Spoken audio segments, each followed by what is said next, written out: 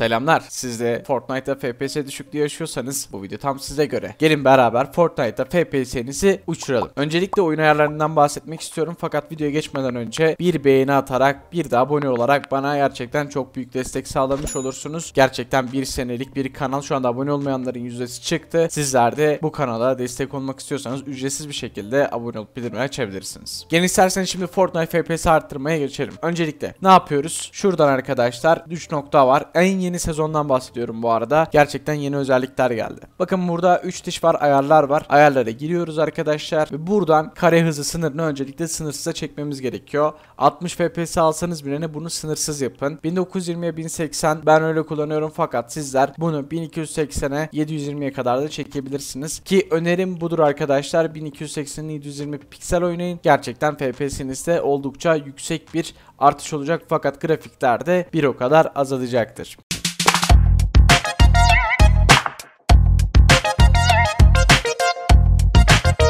Bakın aşağı indiğimiz zaman burada bütün ayarlarımız gözüküyor. Öncelikle kalite için hazır ayarlardan bahsediyor burada oyunumuz. Biz burada arkadaşlar ne kadar yüksek FPS alırsak o kadar iyi diye düşünürsek eğer görüntülerden kısmamız gerekecek. O yüzden burayı kesinlikle düşüyor oluyoruz. Burada arkadaşlar zaten açıklamaları yapılıyor. Fortnite yüksek çözünürlüklü kaplamaları otomatik indirir. Kaplamaları otomatik indirmez. Bunları açık halde tutmamız bizim için daha iyi olabilir arkadaşlar. Gördüğünüz gibi az önce düşüyor aldık fakat bunlar açık kaldı.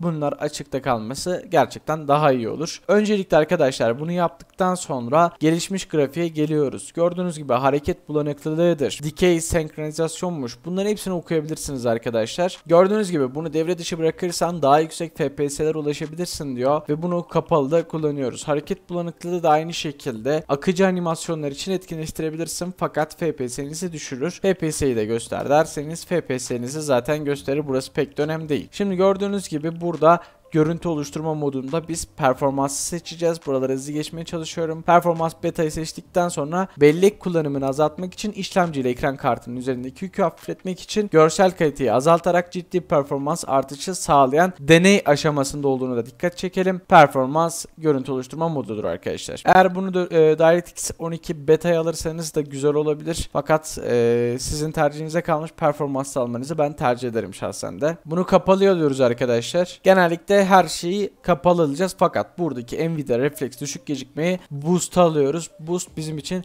çok önemli. Bunu alabilirsiniz. Alın. Ardından uygulaya bastıktan sonra gördüğünüz gibi oyunu yeniden başlatın diyor. Oyunu yeniden başlattıktan sonra çok güzel bir şekilde FPS'niz artacak fakat bu kadar mı? Hayır. Şimdi gelin isterseniz masaüstü ayarlarımıza geçelim. Evet, şimdi masaüstü ayarlarımıza geldik. Masaüstü ayarlarımızda tam olarak ne yapmamız gerekiyor? Öncelikle şundan bahsetmek istiyorum arkadaşlar. Depolama alanlarını yönet kısmına girip, pardon burası değil, çok özür diliyorum. Depolama yazıyoruz arkadaşlar buraya.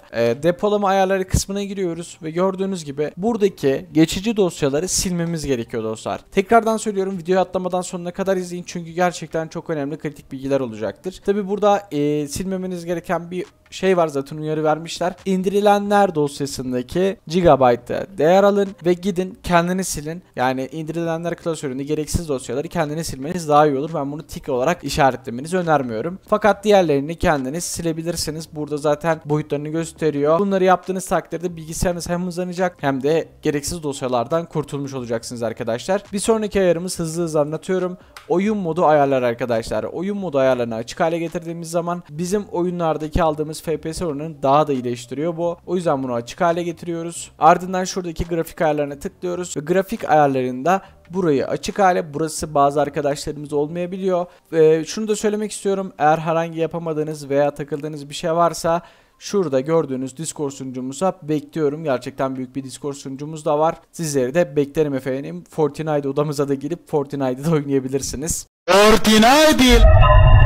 Evet, burada bir ayarımız daha var. Bu ayarımız ne peki? Buraya geliyoruz arkadaşlar. Göz at kısmı var. Ardından buradan Fortnite'ı buluyoruz. Fortnite Game'e giriyoruz. Win64 ve buradaki arkadaşlar Fortnite Launcher veya şu Win64 Ship'in eksi buluyoruz arkadaşlar. Bunların hepsi 4'ünü de ekleyebilirsiniz. Şöyle yapabiliyorsak, yapamıyoruz. Tek tek eklememiz gerekiyor. O yüzden buradan arkadaşlar Fortnite Launcher'ı ben seçiyorum. Siz diğerlerini de seçebilirsiniz. Gördüğünüz gibi yüksek performans aldıktan sonra kaydeti seçiyorum ve işlemimiz bu kadar. Bir sonraki ayarımız ise temp geçici dosyaları arkadaşlar zaten silmeyi gösterdim. Geçici dosyaları temp yazıp da Cluster'a gidip de uğraşmanıza hiç gerek yok. Gördüğünüz gibi sistem ayarları kısmından geçici dosyaları gidip buradan silebilirsiniz. Odaklanma yardımını kapalıda kullanmayı ihmal etmeyin. Bu sizin FPS'nizde inanılmaz düşüklüğe sebep olabilir. Evet, güç ve uykuya geliyoruz arkadaşlar. Güç ve uykuda ise buradaki ayarı en iyi performansa seçtikten sonra ek güç ayarlarına tıklayıp buradan yüksek performansa almayı ihmal etmeyin. Ben kendi işlemcimin tercih ettiği bir Balanced, yani tercih edilen planlar kısmına planı var. Onu kullanıyorum arkadaşlar. Sizler yüksek performans almayı unutmayın. Evet, bir sonraki ayarımız çok yüksek bir şekilde FPS'imizi arttıracak. 100 ise 150'ye çıkartacak, o derece. Hatta dropları, her şeyi bitirecek arkadaşlar. Gelin isterseniz bakalım. Aramak için buraya yazın kısmına ms-config yazıyoruz ve sistem yapılandırması kısmına giriyoruz arkadaşlar. Bunu dikkatli bir şekilde yapın. Aksi takdirde sıkıntı yaşayabilirsiniz. Fakat doğru yaptığınız takdirde hiçbir problem yaşamazsınız. Çünkü zaten bilgisayarda olan bir ayar. İşlemcimizi en yüksekte kullanma ayarı arkadaşlar. Ön yükleme kısmına geliyoruz. Gelişmiş seçeneklerden işlemci sayısı büyük ihtimalle sizde bu şekildedir. Buradaki tike basıyoruz ve ardından bunu 8'e getiriyoruz. Peki bu ne oluyor arkadaşlar? Hemen kısaca anlatayım. Siz buna tamama bastıktan sonra bilgisayarınızı yeniden başlatmanızı isteyecek. Laptop kullanıcılarına şunu söyleyebilirim. Sıcakla ısıya sebep olabilir.